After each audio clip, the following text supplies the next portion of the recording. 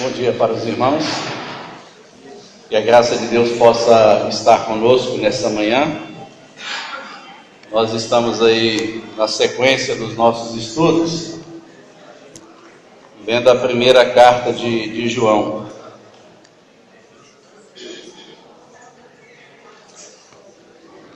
Eu queria que você abrisse comigo a primeira carta de João.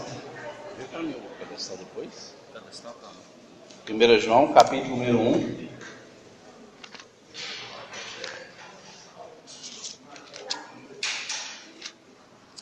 O texto dessa manhã, o nosso estudo, ele é bem desafiador. Isso porque tem a ver justamente com aquilo que nós somos, com aquilo que temos enfrentado e com aquilo que temos que a cada dia nos centrar, nos arrepender e, acima de tudo, confessarmos. É o fato de sermos pecadores. Na lição passada, o nosso irmão Euripides falou com vocês acerca da comunhão. A comunhão que nós devemos ter na comunidade, na igreja, e hoje nós vamos ver acerca do pecado. E aí nós vamos ver algumas nuances acerca do pecado, não de uma maneira abrangente, porque o assunto sobre o pecado ele é muito amplo.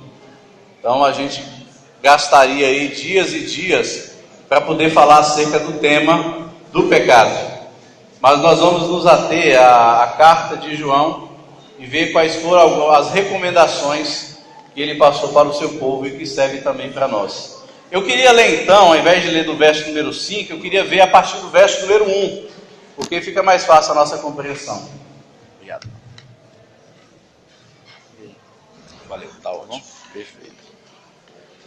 Diz o seguinte a palavra de Deus: o que era desde o princípio, que temos ouvido e que temos visto com os nossos próprios olhos, e o que contemplamos e as nossas mãos apalparam, com respeito ao verbo da vida,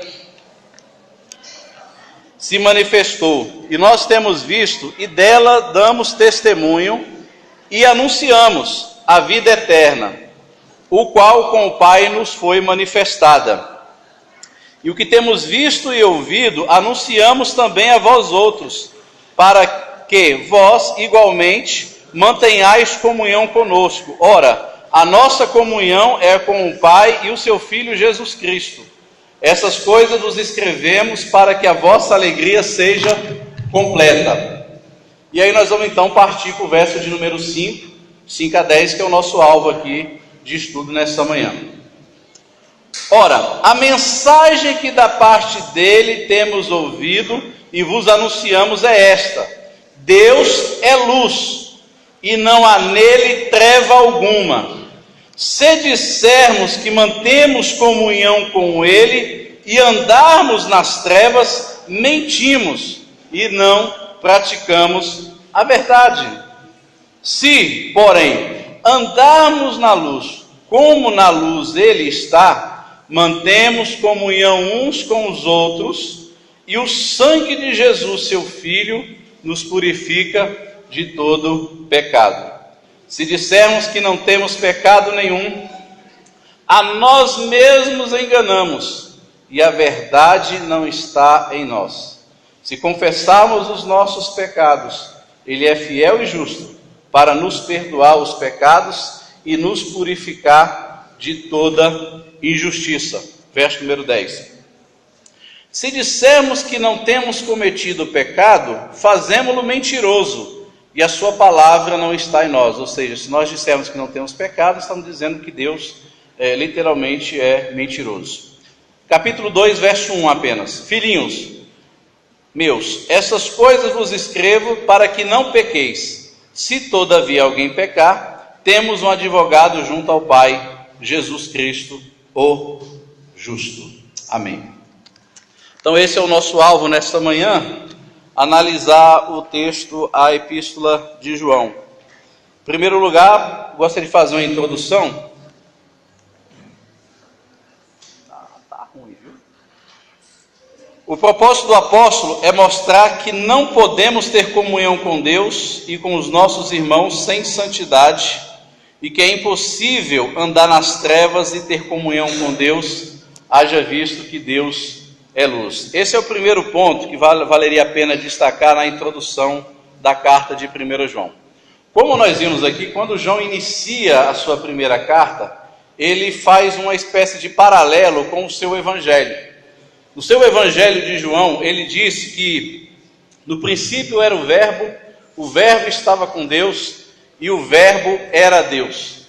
E depois ele vai dizer que esse verbo que se manifestou era a luz. Jesus era essa luz que irraiou nas trevas, fazendo um apontamento lá para o livro de Gênesis, quando a Bíblia diz que quando Deus criou os céus e a terra, e havia uma escuridão, e Deus disse, haja luz, e houve luz. E a luz então começou a dissipar toda a terra, e a partir da luz então Deus começa a criar todas as coisas. João pega esse mesmo pensamento, lá do livro de Gênesis, como nós falamos na última aula, ele pega esse mesmo pensamento para dizer que a partir de Jesus, Deus cria um novo povo, Deus cria uma nova comunidade, e essa comunidade agora teve uma luz que raiou sobre ela, da mesma forma que a luz raiou na criação da terra, a luz então que é Jesus, começa a raiar, iluminar novas pessoas, e essas pessoas então se tornam filhos de Deus, é o que ele vai dizer no verso 10, 11, 12, 13, os quais não nasceram nem da vontade do sangue, nem da carne, mas de Deus. Então nós somos esse povo, o povo iluminado. Nós somos esse povo que foi alcançado por essa luz. E João vai trabalhar aqui dos versos 5 em diante, mostrando que não há como ter comunhão entre luz e trevas, de que Deus é luz, e que todo aquele que anda na luz, como na luz ele está, porque ele é a luz, haveria de se haver comunhão de nós para com Deus. Mas não somente isso, não somente algo verticalizado ou verticalizável, mas uma luz, mas uma comunhão que iria desembocar na comunidade.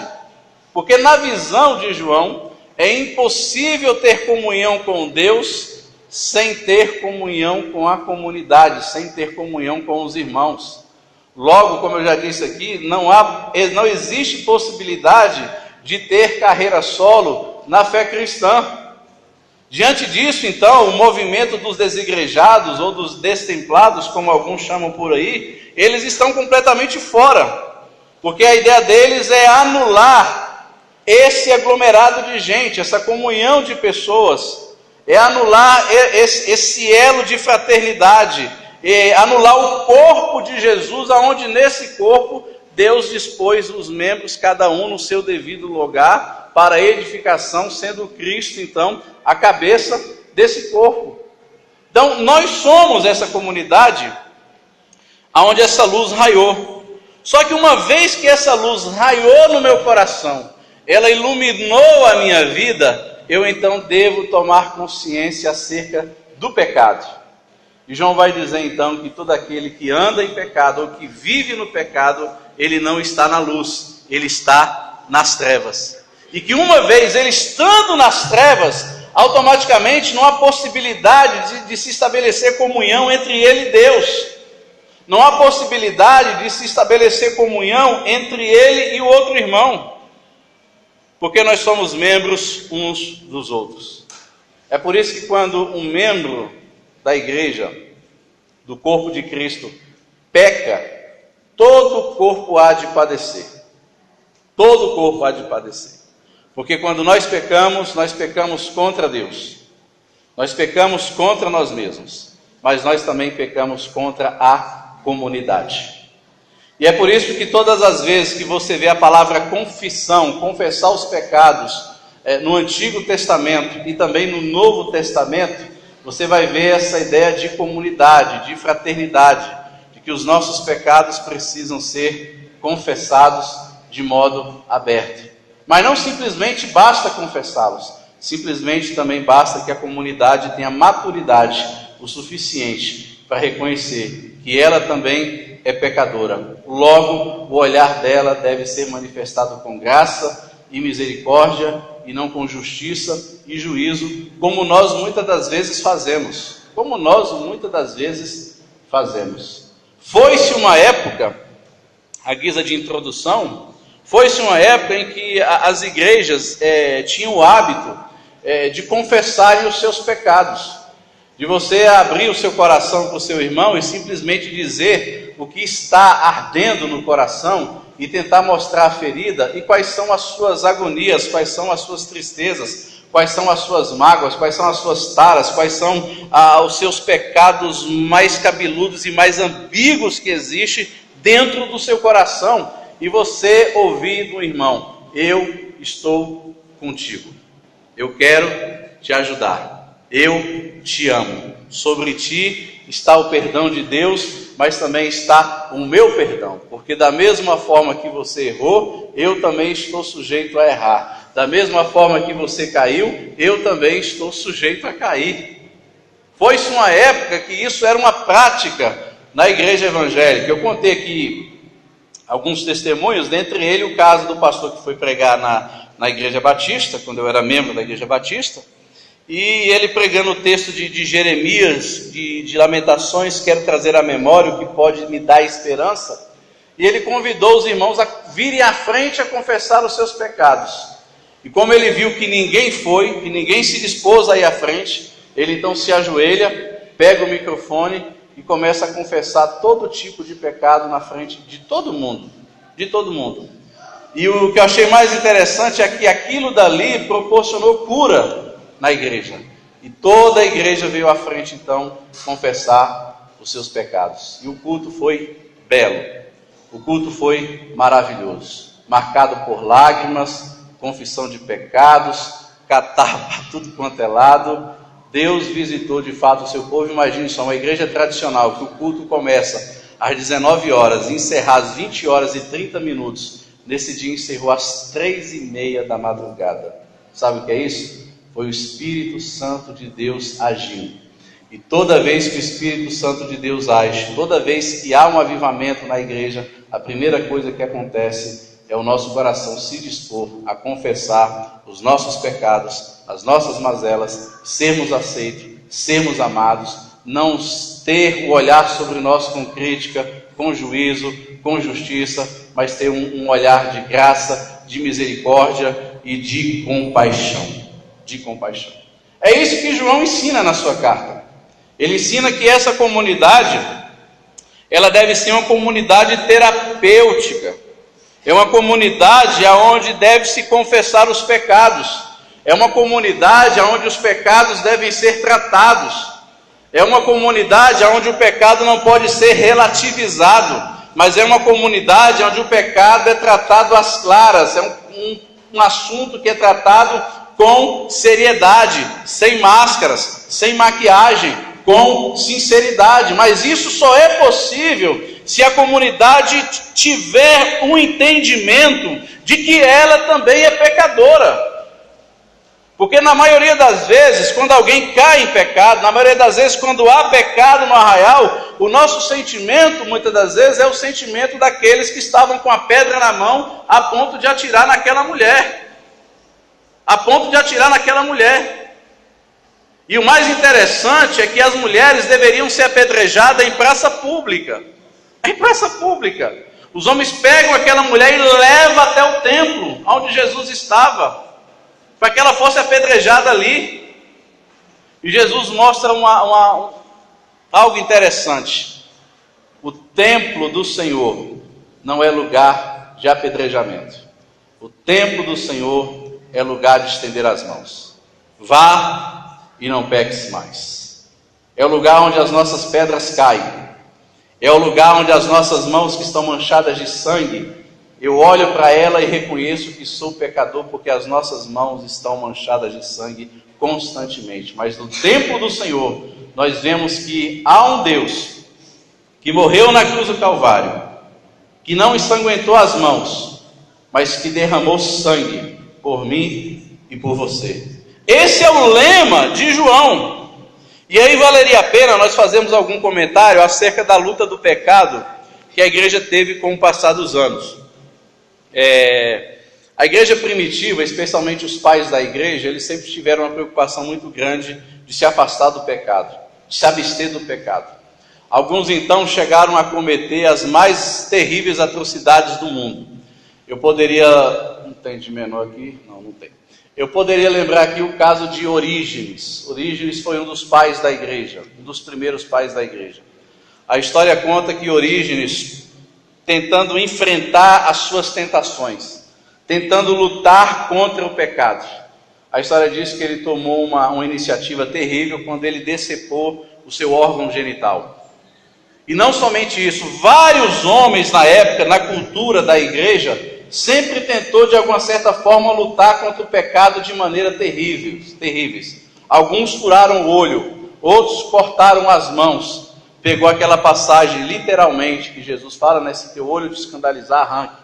Se tua mão te escandalizar, arranque, porque é melhor ir para os céus sem as mãos do que ir para o inferno com esses membros. Então alguns chegaram a tomar atitudes terríveis. Na época da Idade Média, por exemplo, os padres e os papas, influenciados por este movimento gnosticismo, que é o que nós vamos ver aqui hoje também, que faz parte do conteúdo histórico da carta de João, eles usavam uma espécie de um cinto, e nesse cinto tinha umas fivelas que eles apertavam constantemente aquela fivela.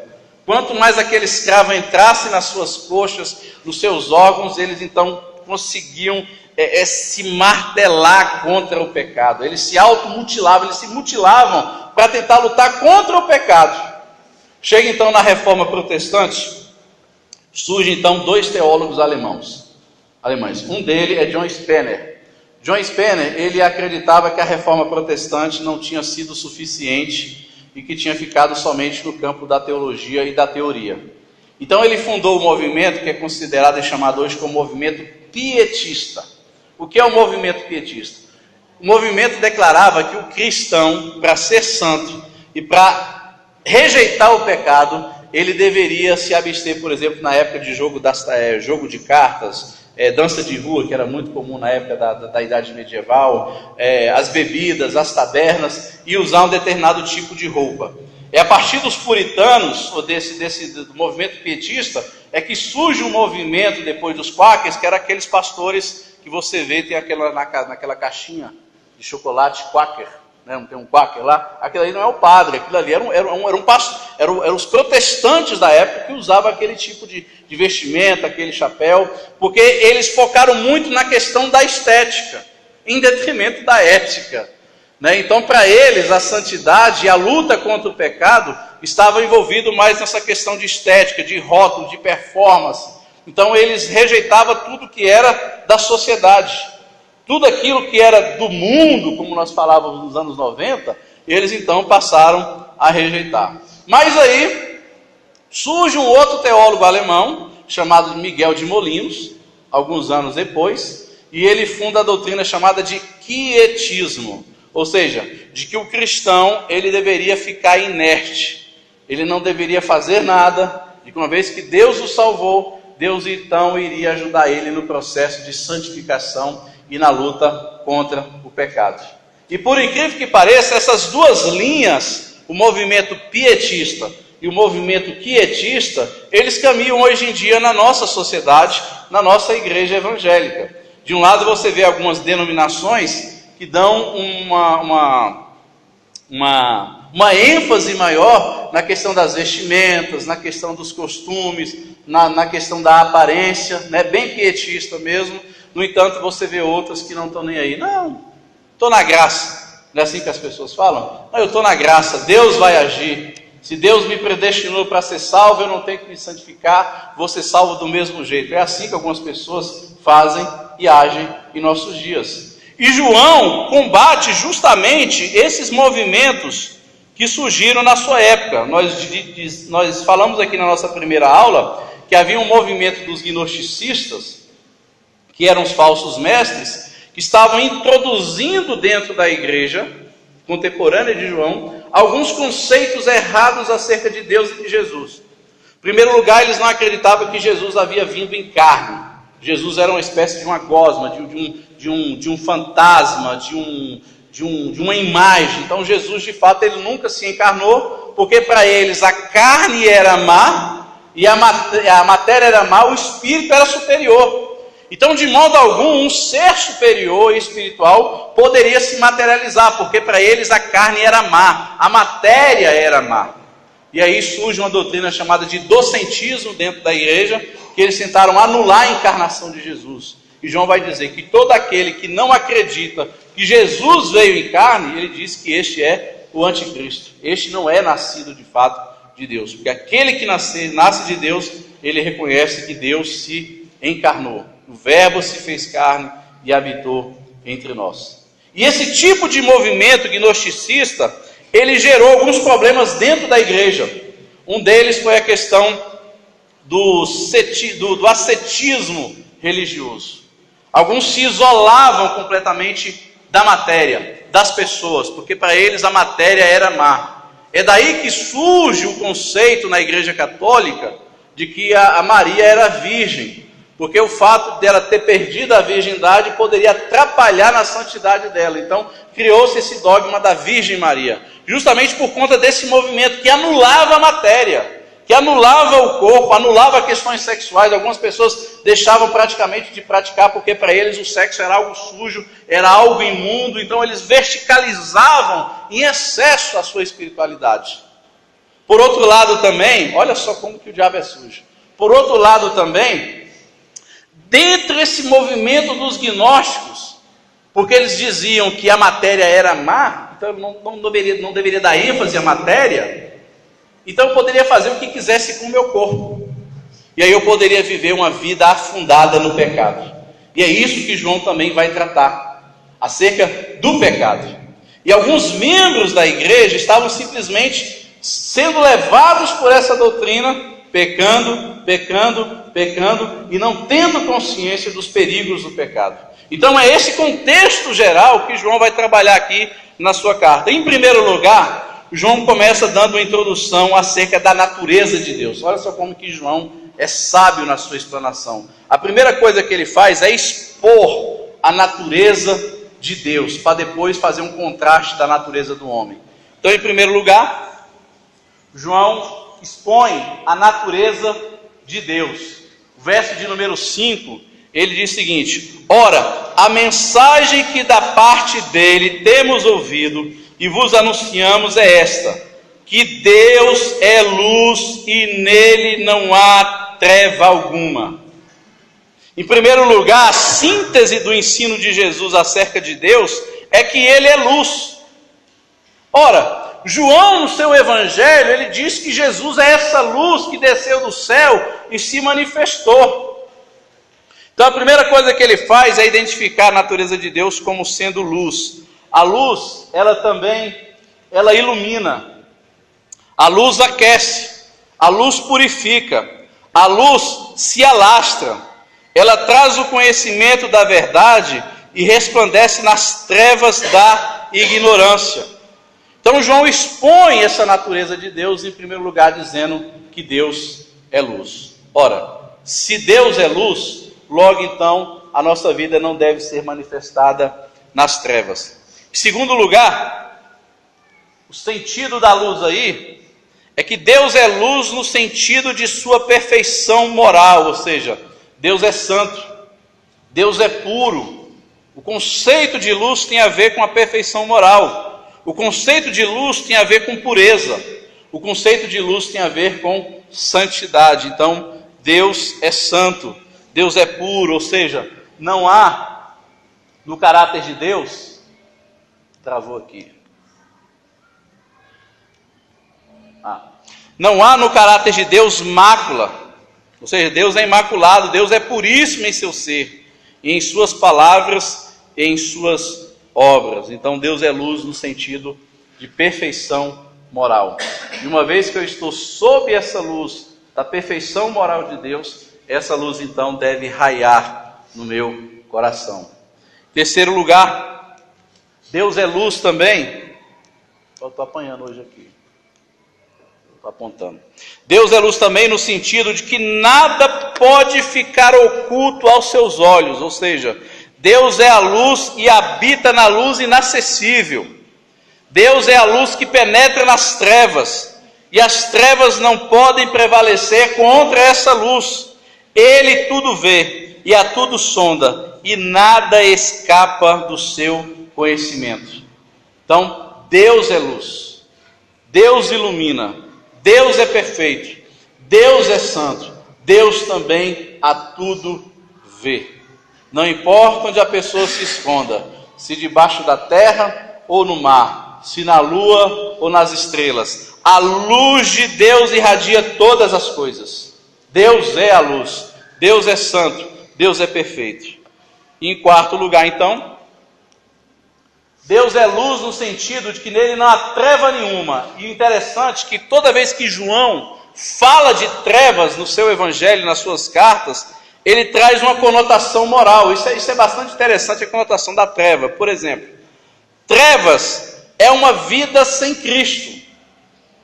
Lá em João 1, verso 5, por exemplo, rapaz, hoje eu estou apanhando aqui. Vai lá, Marcelo, obrigado. Lá em João 1, verso 5, vai dizer que luz e trevas são inimigas irreconciliáveis. Lá em João 12, verso 35, vai dizer que as trevas expressam ignorância da vida à parte de Cristo. Lá em João 3,19, por exemplo, vai dizer que trevas significa imoralidade da vida sem Cristo. Lá em 2 João 2, de 9 a 11, vai dizer que as trevas apontam para o desamor e também para o ódio. Olha só que interessante. Então, toda vez que você vê a palavra treva nas cartas de João, sempre tem essa conotação moral. E ele vai dizer, olha, Deus não é isso. Deus não se manifesta dessa forma. Deus não se processa dessa forma. Deus é puro, Deus é santo, e todas as suas obras não podem tolerar as obras das trevas. Então a primeira coisa que ele faz, melhorou? Está lá? Trevas e luz são inimigas e irreconciliáveis. Obrigado, Marcelo. A ignorância da vida à parte de Cristo, a imoralidade da vida sem Cristo, desamor e ódio. Todo aquele que é puro em seu ser e santo em suas obras, não pode tolerar as obras das trevas, nem ter comunhão com aqueles que vivem nas trevas, porque trevas significa tudo aquilo que se rebela contra Deus. E João está dizendo, olha, Deus é luz. Uma vez que Deus é luz, ele não pode se associar com as trevas. Então João começa alertando as pessoas de que Deus é luz. Esse é o primeiro ponto que ele cita aí no verso de número 5. Ora, a mensagem que da parte dele temos ouvido e vos anunciamos é esta, que Deus é luz e nele não há treva alguma. Então João faz essa associação de Deus sendo luz e faz essa comparação acerca das trevas. Agora, dos versos de 6 a 10, João então vai revelar a natureza do homem, ou seja, a natureza do homem ela é declarada.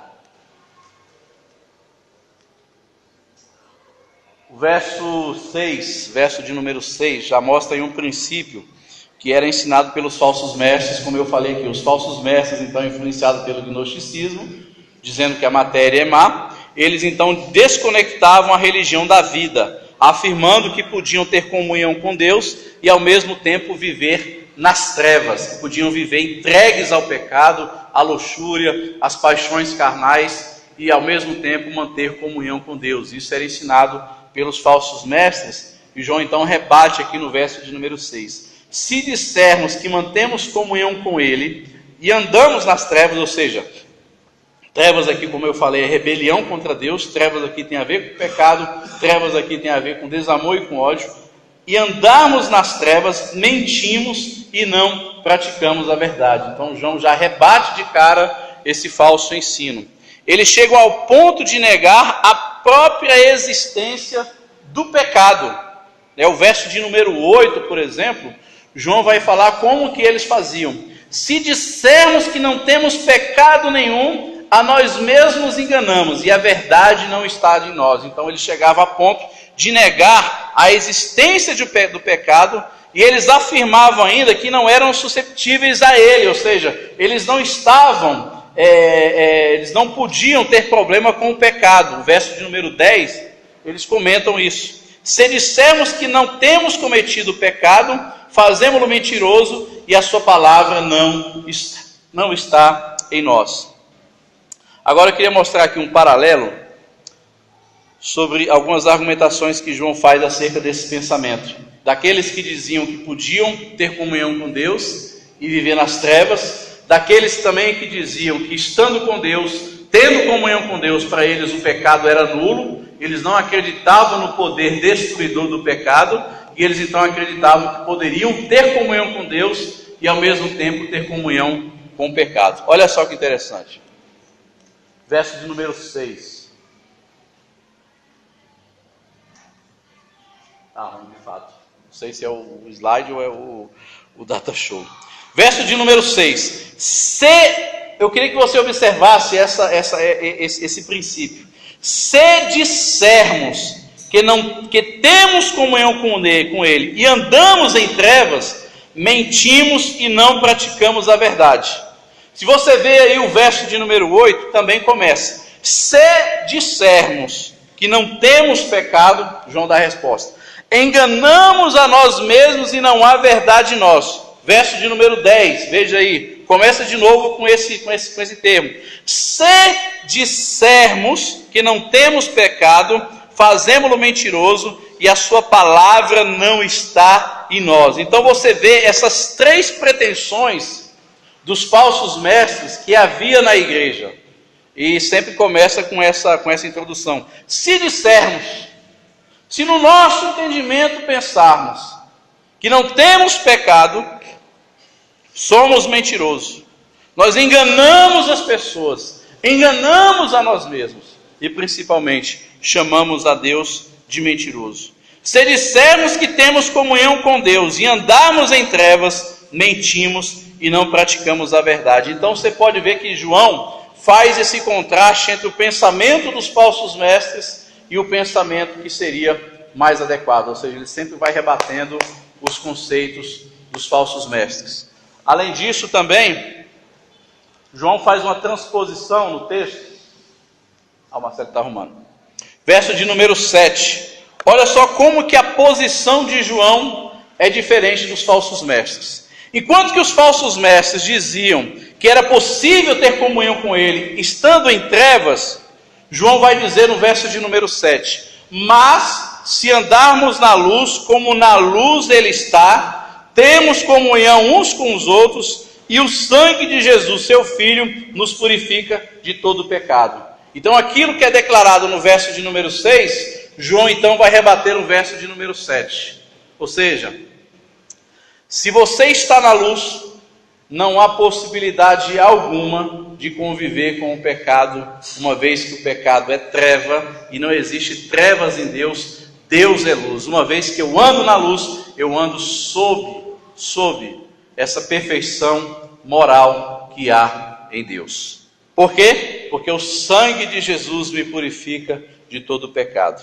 Olha o verso de número 9, que é um contraste daquilo que está descrito no verso de número 8. Enquanto no verso de número 8, os falsos profetas diziam que não temos pecado, João então vem no verso 10, verso 9 e diz, se confessarmos os nossos pecados, ou seja, nós somos pecadores. Ele vai dizer, ele é fiel e justo para perdoar os nossos pecados e nos purificar de toda injustiça. De toda injustiça. O capítulo 2, verso de número 1, João faz o contraste do verso de número 10. Enquanto que no verso de número 10, os falsos mestres diziam, se dissermos que não pecamos, João vai dizer no verso 1 do capítulo 2, meus filhinhos, estas coisas vos escrevo para que não pequeis. Se alguém pecar, temos o advogado para com o Pai, Jesus Cristo, o justo. Então você percebe que João corrige esse pensamento dentro da igreja dos falsos mestres, que tentavam então anular a existência do pecado e dizendo que era possível conviver com Deus estando em pecado. Que coisa interessante, que princípio interessante isso pode nos trazer para os nossos dias. Qual tem sido a nossa preocupação concernente à questão do pecado?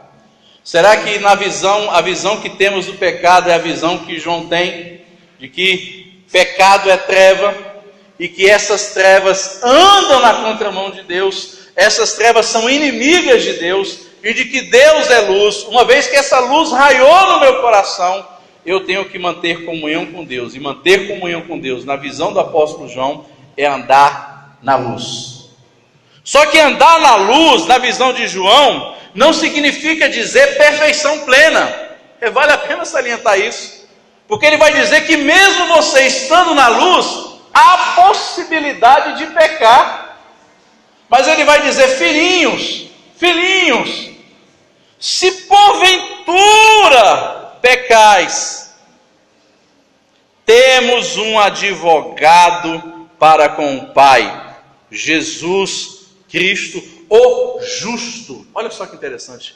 Jesus Cristo, o justo. Já parou para pensar nessa palavra? Jesus Cristo, o justo. E o que foi que esse justo fez? Ele morre na cruz do Calvário, derrama o seu sangue, e conforme diz aqui o verso número 7, esse sangue me purifica de todo o pecado. Uma vez que esse sangue me purifica de todo o pecado, Jesus assume para si a nossa natureza, os nossos pecados, as nossas mazelas, a nossa condenação, repousa sobre Jesus. E o que é que Jesus faz? Transfere a sua justiça, porque Ele é justo. Transfere a sua justiça para nós, é o que a Bíblia diz. E sobre Jesus foi colocada as nossas injustiças, e sobre nós a justiça de Cristo. É por isso então que nós podemos dizer que fomos justificados. A palavra justificado quer dizer está pago, está aqui, está consumado. É a palavra que Jesus grita lá na cruz, tetelestai, que era um termo jurídico muito conhecido na época, quando a pessoa cumpria uma pena na prisão, e o juiz carimbava na carta de alforria, tetelestai, a carta de soltura, está pago. A pessoa comprava uma escritura, comprava um imóvel, ia no cartório, tetelestai, está pago. O escravo terminava o seu serviço com o seu senhor de fazer o serviço, o escravo gritava, tetelestai, está pago, está finalizado, está terminado. Então, quando Jesus cita esse termo na cruz do Calvário, está consumado, ele quis dizer, está pago, está cumprido, eu cumpri, eu paguei por um povo. Nós somos propriedades de Jesus, mas não somente isso, Ele pagou a dívida que era contra nós. Paulo vai dizer lá em Colossenses capítulo 2, que foi riscado a cédula de acusação contra nós, porque havia uma acusação contra nós, por causa do nosso pecado. Olha só que interessante.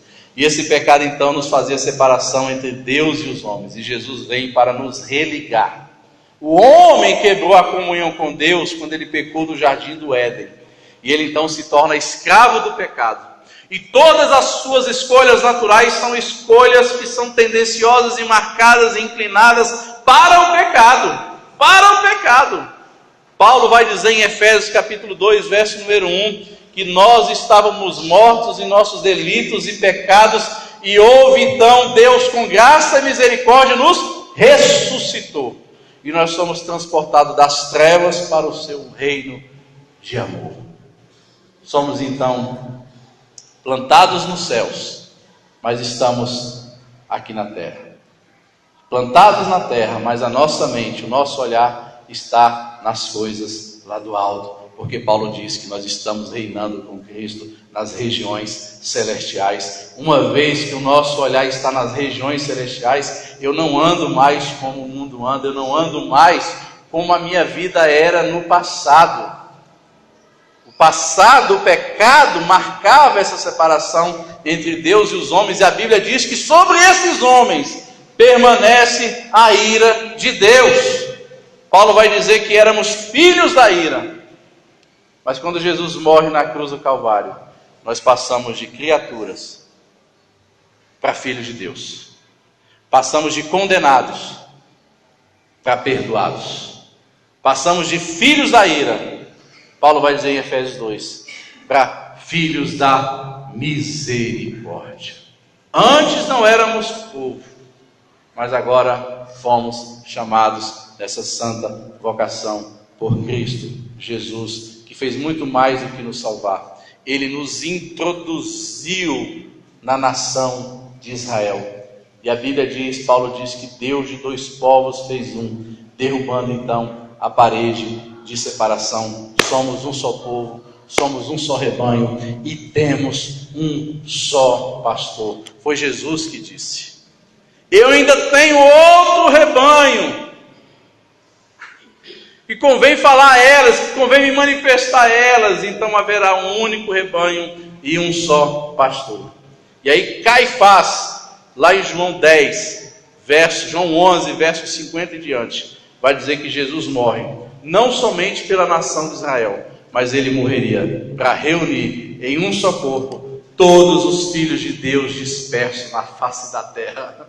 E essa graça me alcançou, essa graça te alcançou. Somos o povo de Deus, fomos justificados. E é por isso então que João vai dizer que por mais que nós pequemos, ou seja, nós estamos livres da condenação do pecado. Nós estamos livres da condenação. A Bíblia diz em Romanos 8, verso 1, nenhuma condenação há para aqueles que estão em Cristo Jesus.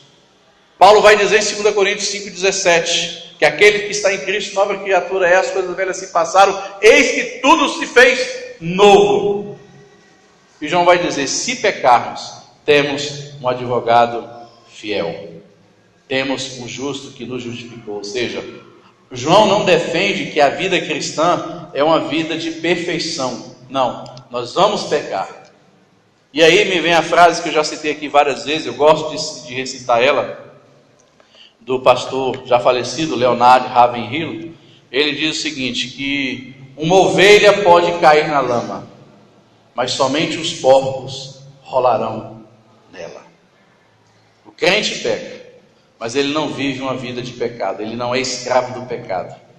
A Bíblia diz que nós passamos de escravos de pecado a escravos de Cristo. Nós somos escravos de Cristo. O nosso coração pertence a Cristo, a nossa mente pertence a Jesus. Não somos mais escravos do pecado. Então, se a pessoa está na igreja, quer ter comunhão com Deus, mas tem uma vida afundada no pecado, entregue ao pecado, existe alguma coisa errada com essa conversão, existe alguma coisa errada com essa fé cristã que ele diz professar. Porque aquele que é de Deus, o seu coração vai sempre ser levado a isso daqui, que João está dizendo: confessar os pecados. É aquilo que ele está dizendo, é ter um advogado que vai perdoar o seu pecado mediante essa confissão. Ou seja, todo aquele que de fato é um eleito, todo aquele que de fato foi alcançado pelo sangue de Jesus, sendo ele então uma nova criatura, lavado, redimido pelo sangue do Cordeiro, sendo ele então não mais uma velha criatura, mas uma nova criatura, transportado do reino das trevas para o reino da luz. Ele que era morto e agora foi ressuscitado, que era treva e agora é luz, que era criatura, agora é filho de Deus, que era filho da ira e agora é filho da misericórdia. O seu coração vai sempre voltar-se para Deus e pedir perdão. Perdão. E como dizia o pastor Valdeberg, isso para mim era impactante, e eu guardo até hoje no meu coração, nós pedimos perdão não somente daquilo que fazemos, nós pedimos perdão daquilo que somos. Isso é tudo, isso é fantástico. E isso de fato é verdade, porque nós não pecamos para sermos pecadores, nós pecamos porque somos pecadores. E não para sermos. Pecado não é o que eu faço somente, não. Pecado é aquilo que eu sou. Está aqui, ó. Está aqui. E esse é o simancol que nós devemos ter, e é esse princípio que João tenta resgatar na igreja. Porque os falsos mestres diziam: você pode ter comunhão com Deus e ao mesmo tempo viver nas trevas, em pecado. Você não tem pecado. João vai dizer: não, nós temos pecado. E todo aquele que anda nas trevas, que tem a sua vida entregue ao pecado, ele entra em confronto com a luz, e Deus é luz. É isso que João trabalha. Agora, 3 erros ou 3 atitudes que vão desembocar na igreja. Em primeiro lugar, é a tentativa de enganar os outros. É o verso aí de número 6. Se dissermos que mantemos comunhão com Ele e andamos nas trevas, mentimos e não praticamos a verdade. Ou seja, os gnósticos na época, como eles separavam acerca de teologia da vida, religião da prática da piedade, ou seja, havia uma contradição entre a fé que se professava e a vida prática. Ou seja, havia uma contradição daquilo que era manifesto aqui na comunidade e a sua vida lá fora. Isso é interessante porque nos faz lembrar e perceber a diferença que existe de religioso e espiritual. O que é um bom religioso? Um bom religioso é aquele que vem todo domingo para a igreja. É aquele que faz as suas leituras diárias. É aquele que paga as suas contribuições, devolve as suas contribuições mensalmente. Que obedece o estatuto da igreja. Que desenvolve as suas atividades. É um bom religioso. Agora, o que é um homem espiritual? É aquele que consegue conciliar a prática de vida no culto com a prática de vida na vida. Ou seja, eu sou o que sou cristão se eu consigo manifestar a minha profissão de fé dentro da igreja, se eu consigo levar isso para fora. Se eu consigo dizer não ao pecado quando eu estou sozinho dentro de casa, quando ninguém me vê. Se eu consigo dizer não às tentações quando eu estou na rua. Se eu consigo dizer não às tentações que me são oferecidas. Se eu consigo de fato ser um cristão quando nenhum dos irmãos estão me vendo. Isso que de fato define um homem espiritual. É aquele que consegue ir além das 4 paredes. E esse problema relatado aqui por João era bastante interessante, porque os cristãos na época queriam manter comunhão com Deus dentro da igreja, ao passo que lá fora viviam uma vida entregue no pecado. E João vai dizer: olha, se você diz que tem comunhão com Deus, mas anda nas trevas, ou seja, vive uma vida entregue ao pecado, você está mentindo. Você está mentindo para as pessoas. Você está mentindo para o próximo.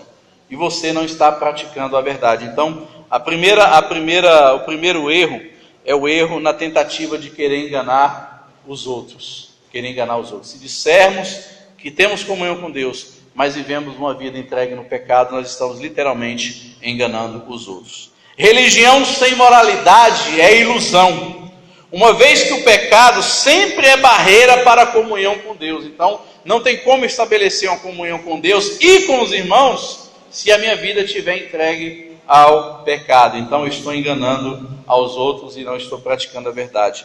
Andar nas trevas significa viver no erro, no pecado, na ignorância de Deus e em hostilidade a Ele, tendo em vista que luz e trevas não se casam.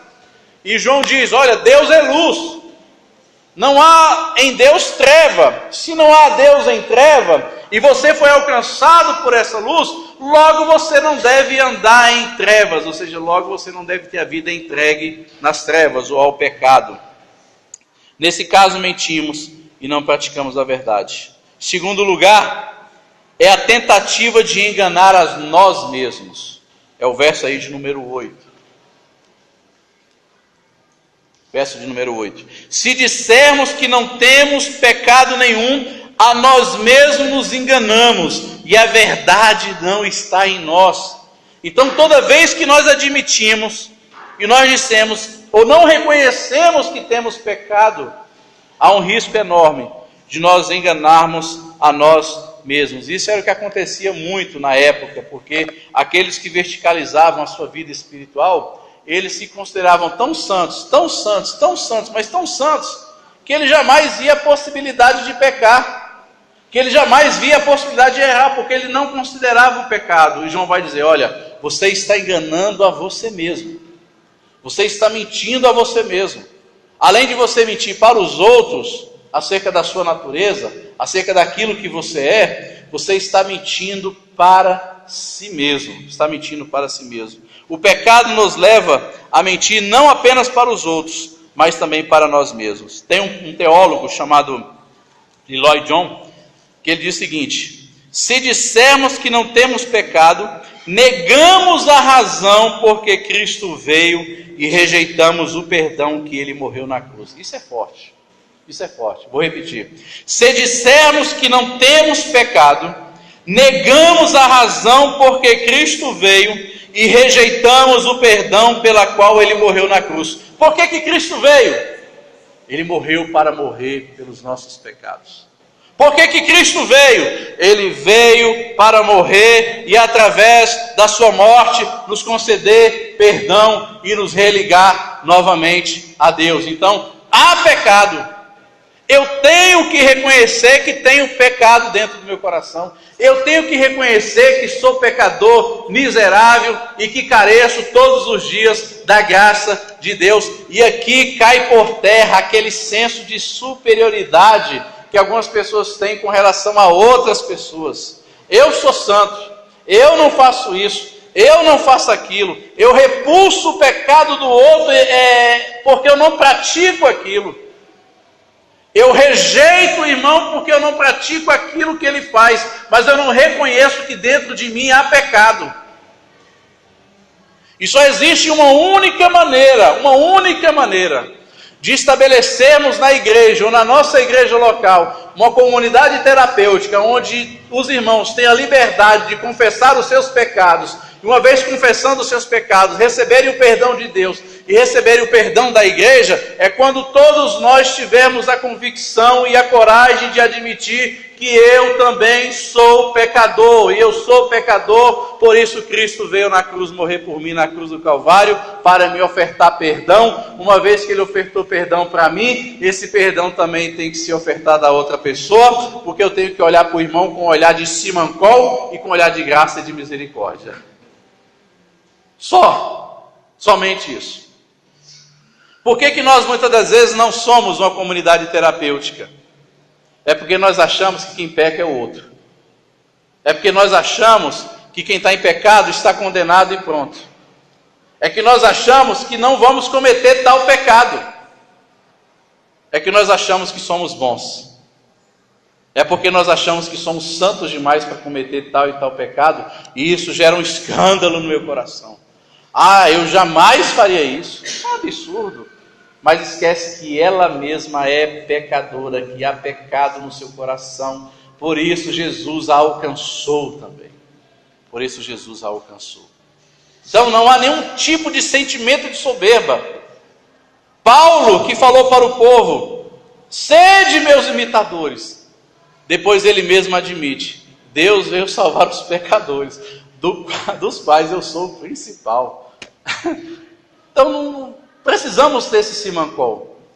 Então é isso que João chama a atenção do pessoal: admitir que somos pecado, somos pecadores. O segundo, o outro, e mais forte,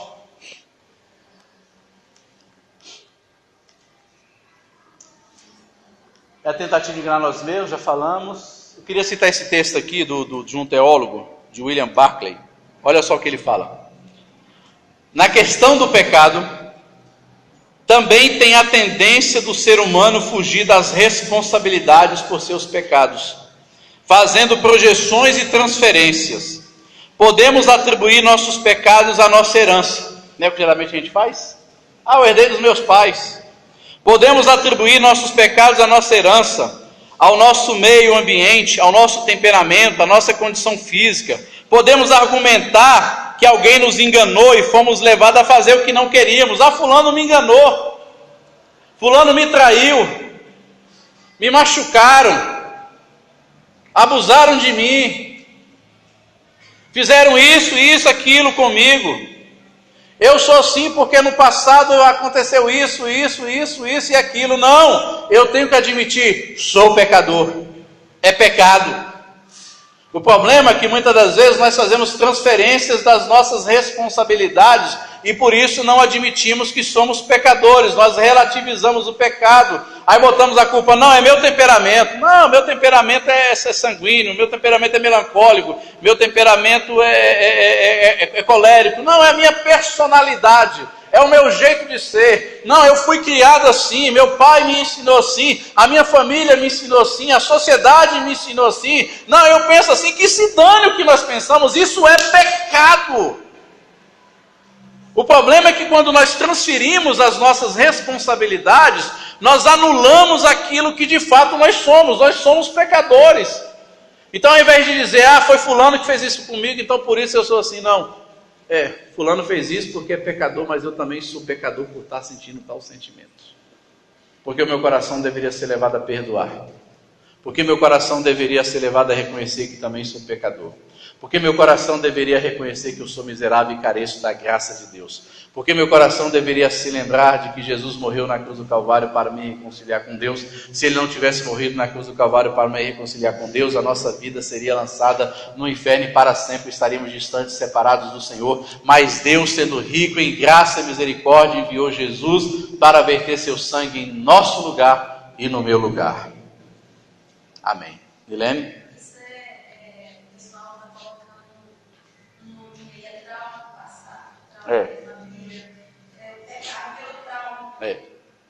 É verdade. É verdade.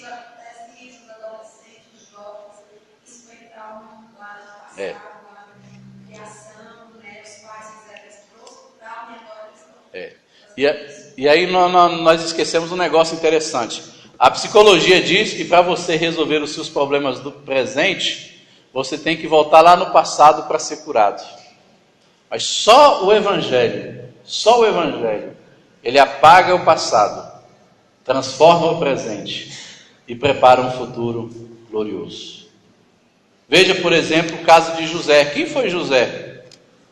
Foi rejeitado pelos seus irmãos, mal compreendido pela família. Foi jogado na cisterna pelos seus irmãos. Depois ele foi injustiçado pela mulher de Potifar. Na prisão ele foi esquecido. Quando ele interpreta o sonho, ele foi esquecido. Imagine o trauma que esse homem teve. Imagine o trauma que José poderia ter tido. Mas há um negócio interessante na história de José, que toda vez que eu leio, eu me emociono. Ele tem um filho. E o nome que ele coloca nesse filho é Manassés. Por que José coloca o nome do seu filho de Manassés? É porque Manassés significa eu esqueci. Apagou. José tinha tudo para ser um homem transtornado, tinha tudo. Mas ele soube, acima de tudo, olhar para frente. E quando seus irmãos chegaram para ele confessar o mal que havia feito, José não imputou nada a eles, nada. O que José falou? Foi Deus que direcionou tudo isso. Foi Deus que estava acima de todas as coisas, que conduziu para que vocês fizessem assim e chegassem até mim hoje. Foi Deus. Então nós precisamos tomar muito cuidado antes de transferir os nossos pecados. Outra tendência também, especialmente no meio pentecostal, é transferir os nossos pecados para o diabo. Foi o diabo. Eu lembro da igreja pentecostal, quando a pessoa viu uma mulher bonita assim, uma mulher bonita, atraente assim, aí os irmãos chegavam na igreja e falavam assim, irmão, o diabo está colocando um prato para mim, aquele ali é um prato. Aí fazia o irmão doidinho para lamber o prato. Aquilo ali é um prato, é uma tentação. Porque as pessoas têm o costume de transferir a responsabilidade. E o diabo também, o diabo enviou aquela mulher, e quando o diabo envia as mais bonitas para me tentar. Nada, é a sua natureza, é o pecado que há no seu coração, é o pecado que está no seu olhar, homem, mulher, enfim, transfere para o diabo. Não, o diabo, não é diabo, é você, infeliz, é você. Essa ideia de transferência de pecado vem desde o jardim do Éden. Deus pergunta para Adão, Adão que antes de pecar tinha dito: esta é carne dos meus ossos e carne da minha carne. Antes de pecar. Quando peca, Adão fala: não, foi essa aí, ó. Essa aí, ó, a mulher que tu me deu, foi essa aí. Aí quando a mulher é confrontada, ela diz: não, foi a serpente. Só faltou Deus perguntar para a serpente, e a serpente falar: não, foi tu que me fez. Então nós sempre temos essa ideia de transferir o pecado. E tem uma palavra lá em Provérbios 28:13, bastante interessante, que diz o seguinte: o que encobre as suas transgressões jamais prosperará, mas o que as confessa e deixa alcançará misericórdia.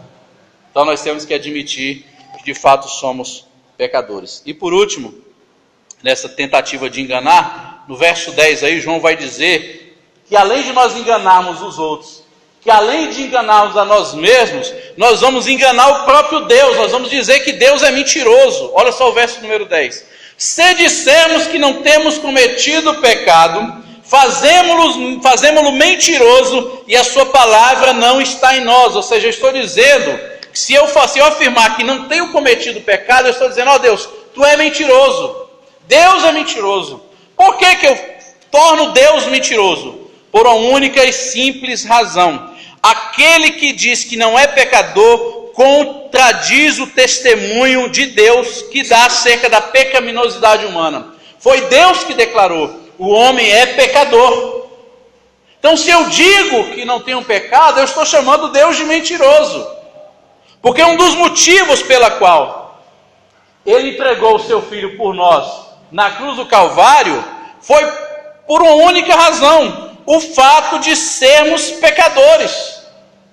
Todos pecaram e destituídos estão da glória de Deus, porque o salário do pecado é a morte. Os vossos pecados fazem separação entre vós e Deus, diz o profeta Isaías. Então, Deus já havia declarado que o homem era pecador. Se eu digo que não há pecado no meu coração, eu estou então literalmente falando que Deus é mentiroso.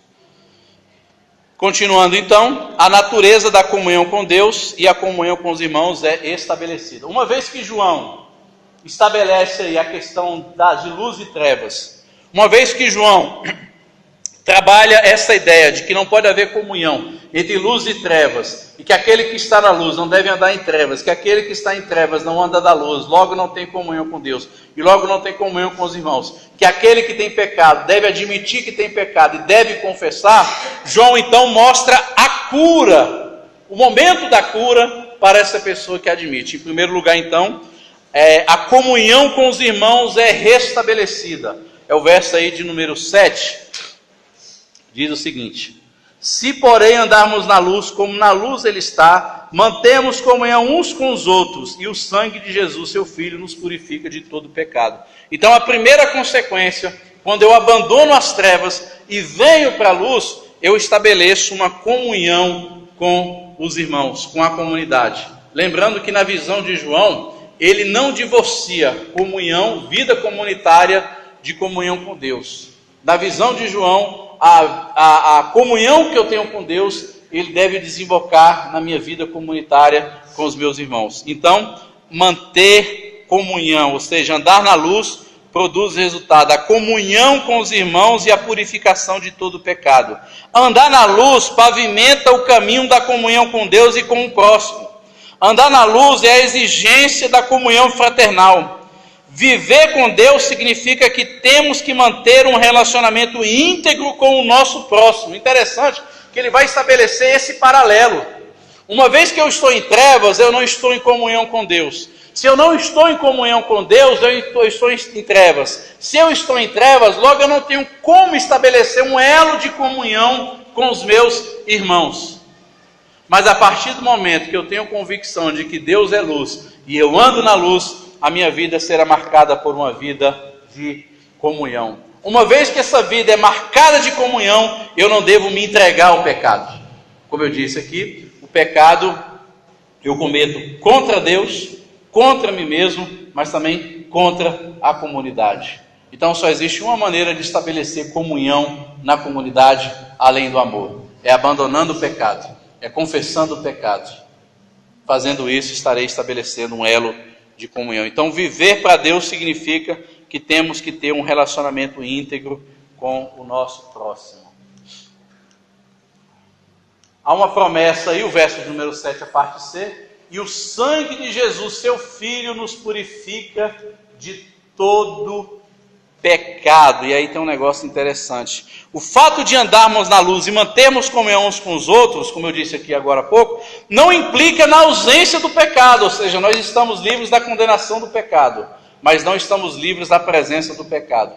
Nós somente estaremos livres da presença do pecado por ocasião da vinda do Senhor Jesus em glória, aonde a Bíblia diz que o nosso corpo, a nossa matéria, que é corruptível, vai herdar a incorruptibilidade, ou seja, um corpo não limitado às leis físicas da natureza e não mais entregue ao pecado, não mais sujeito à deterioração por causa do pecado. Então, na glorificação, nós estaremos para sempre longe do pecado. Enquanto estamos aqui, o pecado se faz presente, mas há uma promessa: o sangue de Jesus, seu Filho, nos purifica de todo pecado. E o tempo presente aí do verbo aí, nos purifica, não é algo passado.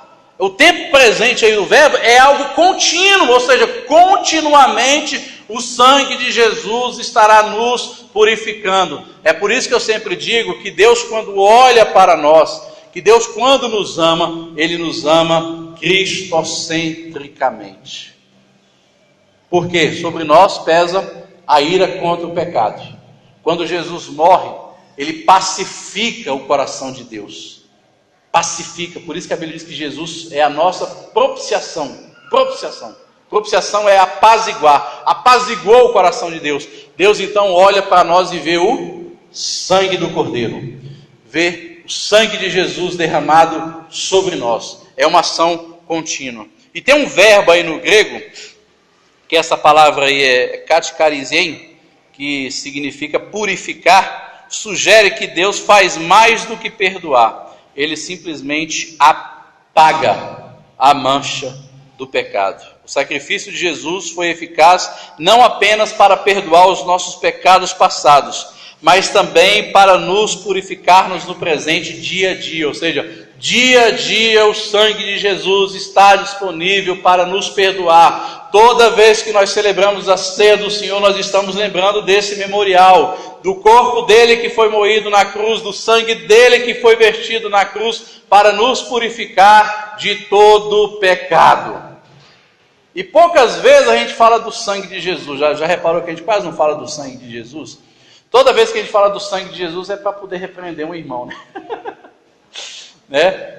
O irmão é só o sangue de Jesus, né? Às vezes a crise do governo faz mal, nosso governo só está o sangue de Jesus. O sangue de Jesus tem poder. Não aceito, não. O sangue de Jesus não é algo para ser banalizado. O sangue de Jesus tem a ver com remissão de pecados. Jesus derramou seu sangue na cruz do Calvário para nos reconciliar com Deus. Para que nossos pecados fossem perdoados. Não tem nada a ver com a música daquele não sei o que Valadão, quando ele cantava aquela música: o preço que foi pago lá na cruz me dá vitória nesta hora, hoje o meu milagre vai chegar, como sendo uma coisa material, como sendo um sonho a se realizar. O preço que foi pago lá na cruz me dá vitória nessa hora, mas a concepção está errada. O sangue de Jesus me dá vitória, é poder contra o pecado.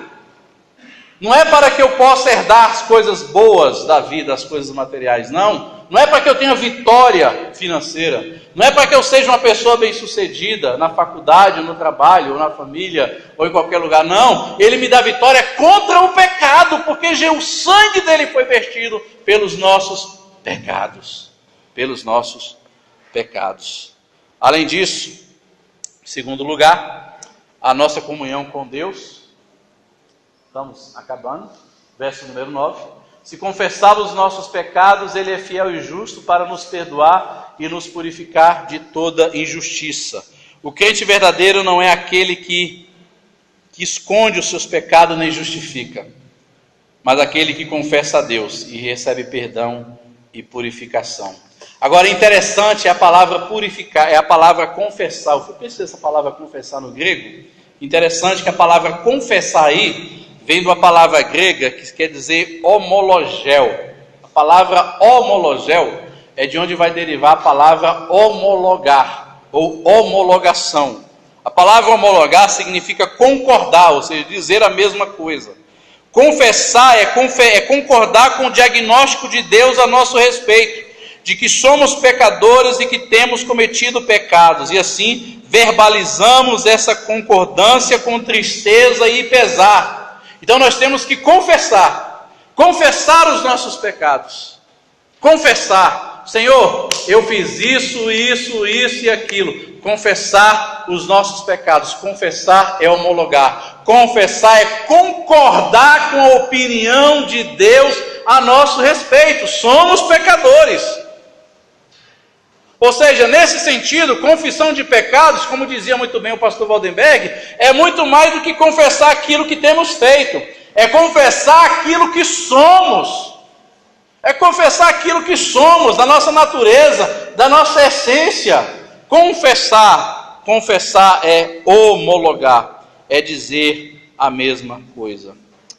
E aí, por último, a base do perdão. Isso é interessante. Ele vai dizer aí no finalzinho: Ele é fiel e justo para perdoar.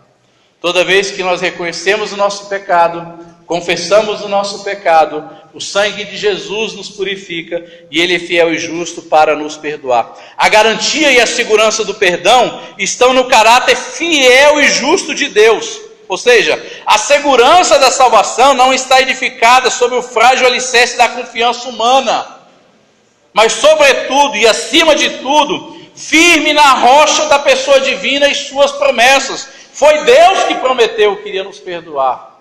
Deus é fiel para cumprir isso.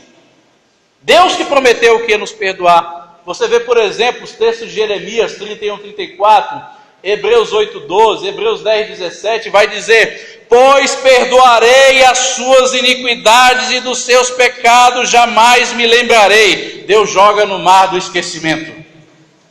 É isso que João está dizendo. Você reconhece que é pecador. Reconhecendo que é pecador, você estabelece a sua comunhão com Deus e com os irmãos. O sangue de Jesus te purifica, mas acima de tudo, Deus é fiel e justo para te perdoar. A graça de Deus está aberta para nos perdoar. Deus não lança na cara o que temos feito, Ele nos perdoa. O diabo é o nosso acusador, mas o sangue de Jesus nos purifica de todo o pecado. Agora, é por isso que isso não pode ser relativizado em nossos dias. É por isso que nós não podemos jogar culpa na nossa natureza, é por isso que nós não podemos jogar culpa no que fizeram conosco, no nosso temperamento. Não, nós temos que assumir a nossa identidade, nós temos que assumir aquilo que somos. E uma vez assumindo aquilo que somos, temos a firme confiança de que Deus é justo, santo, misericordioso, mas o sangue do seu Filho vertido na cruz do Calvário me proporciona o perdão. E Deus disse para mim, e Deus disse para você: e dos teus pecados eu não me lembrarei mais. Aleluia, aleluia. Isso é o sacrifício de Jesus. Aquele que não conheceu o pecado, se fez pecado por nós, para que nele fôssemos feitos justiça de Deus. 2 Coríntios 5, 21. E aí eu queria fazer uma conclusão para encerrar. Já era para eu ter encerrado, né? Estou extrapolando. O negócio que eu fiz o cálculo do sermão, eu sempre ensaio, né? Eu sempre faço o cálculo do sermão de 1h40. Como reduziu, eu fiquei perdido. Eu falei: Júnior, eu vou me perder, porque eu calculei o sermão, ensaiei no espelho umas 3 vezes calculando o cronômetro. Então fica difícil você correr dos negócios que você já ensaiou e tudo. Conclusão, para nós encerrarmos. E o texto base aí é Romanos 6,2 para a nossa conclusão. Como viveremos ainda no pecado, nós que para ele morremos? Primeira conclusão, que eu queria chamar uma reflexão, seria mais uma reflexão. Qual tem sido a nossa posição diante do pecado? Como é que nós temos lidado acerca do pecado? No nosso coração, na nossa igreja, será que nós temos ouvido as advertências que são ditas nas pregações, nos sermões, né? Por vezes a gente acha ruim as mensagens do pastor Everson, né, pastor? É mensagem dura, é pau na moleira. Mas se a gente for analisar o princípio bíblico é sempre esse: é lutar contra o pecado. E uma boa mensagem é aquela mensagem que mostra, que humilha o homem e exalta a Deus. Quando você vê mensagens que tem por aí, de René Terranova, Agenor Duque, Aldemiro Santiago, Silas Malafaia, quando você vê mensagens que faz o contrário disso, que exalta o homem e humilha a Deus, quando você exalta o homem, você humilha a Deus literalmente. Essa mensagem de sermão está fora, não. A mensagem do Evangelho é que o homem é pecador e carece da graça de Deus todos os dias, sobre o qual repousava a ira divina. Qual tem sido a nossa posição diante do pecado? Em segundo lugar, até que ponto a igreja tem relativizado o pecado? Será que eu tenho o costume de transferir os meus pecados para meu temperamento? Será que eu tenho transferido o meu pecado para aquilo que fizeram comigo? Ou será que eu tenho admitido que de fato eu sou um pecador? Terceiro lugar, qual o nível de confissão dos nossos pecados? Será que nós temos o hábito de confessar os nossos pecados para Deus? Será que nós temos o hábito de confessar os nossos pecados uns aos outros? Será? Eu acho que foi o pastor Valdemar que contou aqui uma piadinha, uma história que eu achei bastante interessante. Diz que quatro irmãos se reuniram para poder confessar o pecado uns aos outros. 4 irmãos reuniram para poder confessar os seus pecados. Aí o primeiro falou assim: irmão, eu quero dizer que o meu pecado é adultério. Eu não consigo ver uma mulher linda, maravilhosa que eu caio. Aí o segundo falou assim: irmão, meu pecado é roubar. Eu não posso ver dinheiro do meu lado que eu roubo. Aí o terceiro irmão falou assim: olha, o meu pecado que eu tenho no meu coração é glutonaria. É glutonaria, são desejos sexuais terríveis. Aí o quarto irmão falou assim: o meu pecado é fofocar. Ou seja, ele ia espalhar o pecado de todo mundo para a comunidade. Será que nós temos esse hábito de confessar os nossos pecados? Será que nós temos essa intimidade de ter um irmão, de ter um amigo próximo e dizer: olha, eu estou passando por isso, me ajuda, eu estou passando por aquilo, estenda as mãos para mim? E nós vivemos por que acontecem os escândalos? Ontem mesmo eu estava conversando com o Carlinhos, o Israel e o Fernando ali fora, e a gente estava debatendo sobre isso. Por que muitas das vezes vem um escândalo no meio cristão? Por que vem os escândalos no meio evangélico? É porque muitas das vezes nós não abrimos um espaço para que a nossa comunidade seja uma comunidade terapêutica. Nós não abrimos espaço para que os irmãos possam confessar os seus pecados e os seus pecados serem tratados à luz da graça e da misericórdia. Porque todas as vezes que nós tratamos de pecado, desses assuntos polêmicos, por vezes esses assuntos são tratados com tabus, esses assuntos são tratados com justiça, são tratados com juízo. Quantos teriam a coragem de chegar para você, para qualquer pessoa na igreja, e dizer: um homem, eu sou homoafetivo, ou uma mulher, eu sou lésbica, ou eu estou passando por isso no meu trabalho, eu estou sendo seduzido, eu estou viciado em pornografia, eu tenho feito isso fora de casa? Quantos teriam essa coragem de admitir? Mas isso só é possível se nós fomentarmos na nossa comunidade local uma comunidade terapêutica. E eu disse aqui no início que isso também só é possível se essa comunidade terapêutica, os membros admitirem de que são de fato pecadores também. De que pecador não é somente o meu irmão que falhou, mas pecador também sou eu que, ao invés de estender as mãos, estou olhando para ele com olhar de justiça e com olhar de juízo e não com olhar de graça e misericórdia. E de que minhas mãos devem estar estendidas não somente para apontar, mas também devem estar estendidas para poder ajudar. Que aquele que dá a opinião de como deveria ter feito, deveria ter tido antes e ter estado à disposição de ajudar o irmão a caminhar para que pudesse ter feito aquilo dali perfeito diante de Deus e diante dos homens. Por isso que a verdadeira comunidade é uma comunidade que admite os seus pecados e que confessa os seus pecados. É aquilo que Esdras fala. Esdras fez quando os judeus estavam se envolvendo com mulheres hetéias. Ele reuniu todo o povo e confessaram os seus pecados diante de Deus. Quando há pecado, a cura. Acho que é João que vai dizer, né? Confessai os vossos pecados para que sejais curados. Né? A confissão gera cura. A confissão gera cura. A confissão gera o bálsamo de Gileade que desce no nosso coração. Porque aí nós mostramos para as pessoas quem de fato nós somos. E muitas das vezes nós temos que fazer igual a Naamã. Temos que tirar a capa. E temos que nos humilhar. Só a cura para quem admite. Só a cura para quem diz, eu sou canceroso. Só a cura para quem diz, eu sou pecador e careço de ajuda. Mas também só gera cura, mas também só gera essa questão terapêutica se aquela pessoa que está ouvindo entender que ela pode ser instrumento de Deus para curar quem está caindo. E que muitas das vezes nós fazemos é empurrar o pé mais ainda. Esse é o sentimento que nós temos. Esse é eu, esse é você, esse somos nós.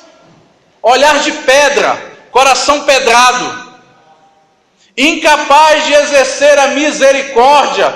Misericórdia essa que Deus exerceu por mim na cruz do Calvário. E que por vezes eu sou incapaz de exercer misericórdia para quem peca.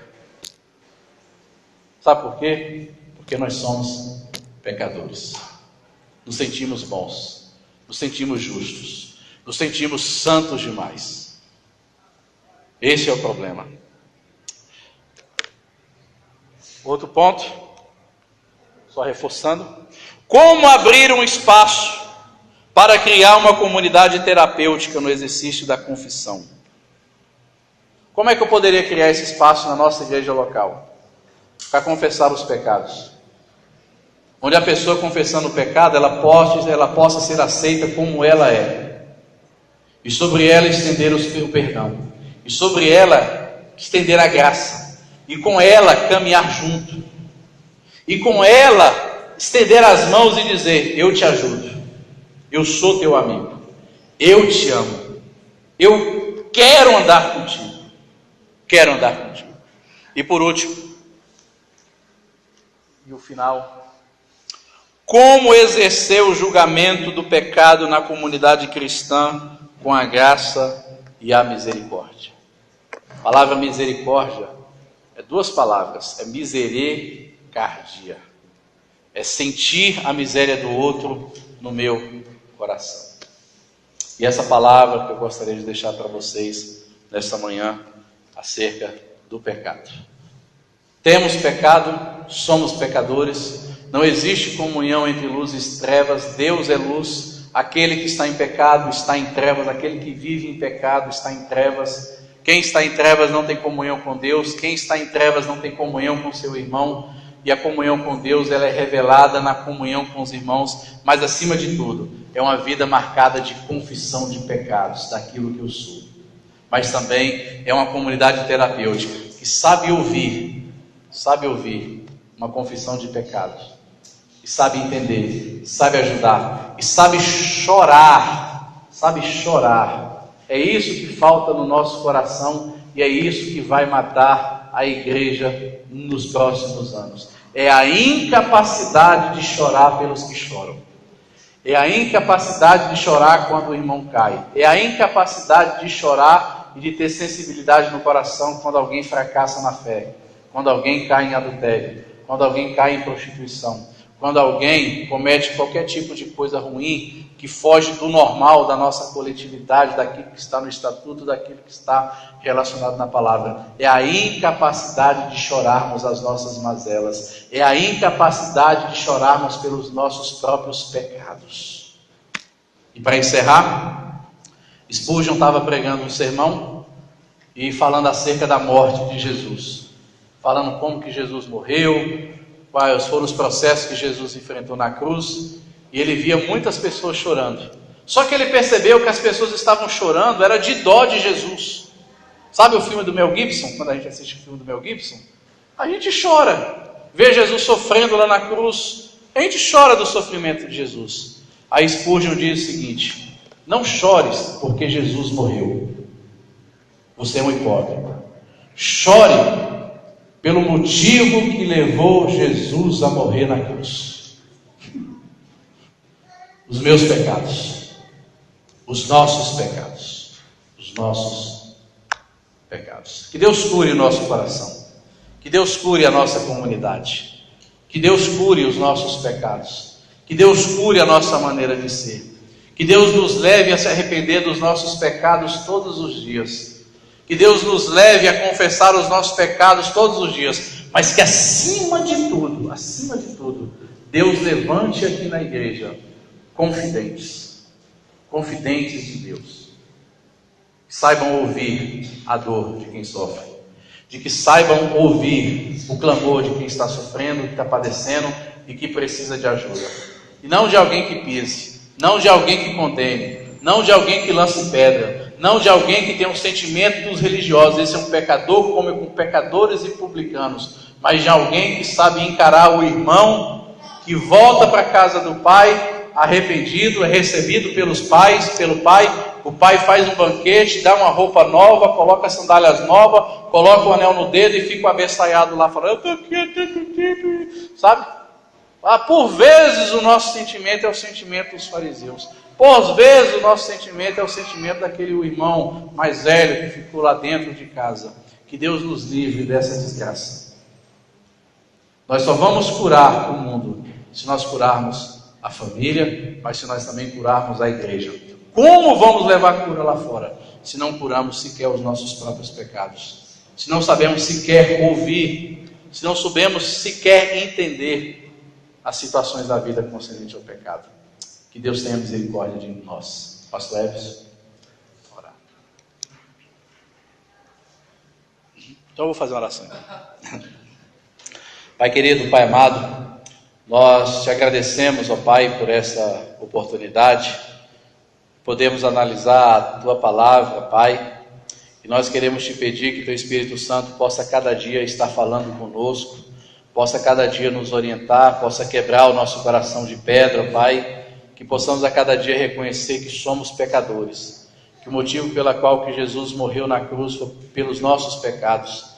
Ajuda-nos, ó Pai amado, a ter essa hombridade, ajuda-nos também, ó Pai amado, a estender as mãos para aqueles que caíram, ajuda-nos, ó Pai amado, a enxergar com graça e misericórdia, ternura, compaixão, lágrimas, ó Pai, pesar, ao invés de olharmos com crítica, com juízo, com justiça, Pai. Dá-nos, ó Pai amado, um coração profundo, Pai. Dá-nos um coração sensível à voz do Teu Santo Espírito. Dá-nos um coração sensível à Tua palavra, Pai. Em nome do Senhor Jesus. Amém. Obrigado.